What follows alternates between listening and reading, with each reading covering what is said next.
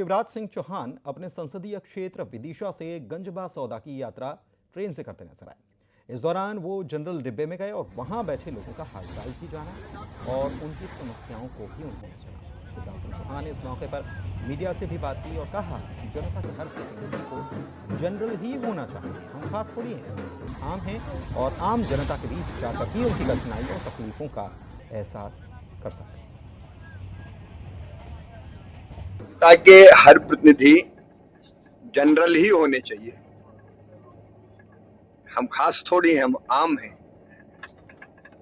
और आम जनता के बीच जाके ही उनकी कठिनाइयों और तकलीफों का एहसास होता है।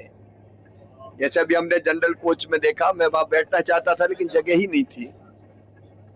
सबके बीच जब हम गए, खचाखच भरा हुआ है, लोग खड़े भी हुए हैं, इससे उस तकलीफ का भी एहसास होता है। मुझे लगता है कि जनरल डिब्बों की और जरूरत है। दूसरे सामान्य जन के बीच जाके ही जनता की चीजें पता चलती है और इसलिए मुझे लगा कि अपने सब भाइयों बहनों के बीच जाऊं जो ट्रेन से सफर कर रहे हैं।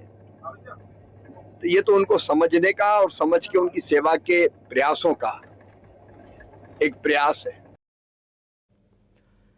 विदिशा से खबर बताते हैं, केंद्रीय कृषि मंत्री शिवराज सिंह चौहान कल आदिवासियों से मिलने उनके घर पर पहुंचे थे। इस दौरान वो कीचड़ भरे रास्तों से पैदल ही होकर गए।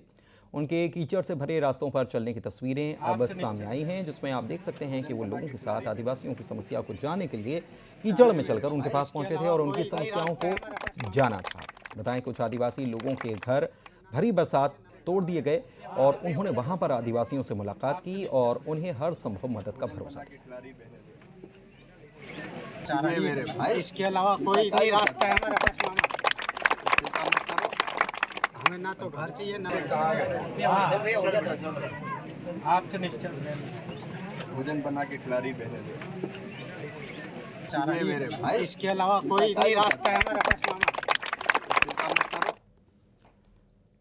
और शिवराज सिंह चौहान विदिशा के दौरे के दौरान गंजबा सौदा के खेतों में भी पहुंचे। दरअसल शिवराज सिंह चौहान को नकली बीज की शिकायत मिली, जिसकी जांच के लिए वो किसान के खेतों में पहुंचे और खेत की मिट्टी खोदकर बीज निकाल कर देखा।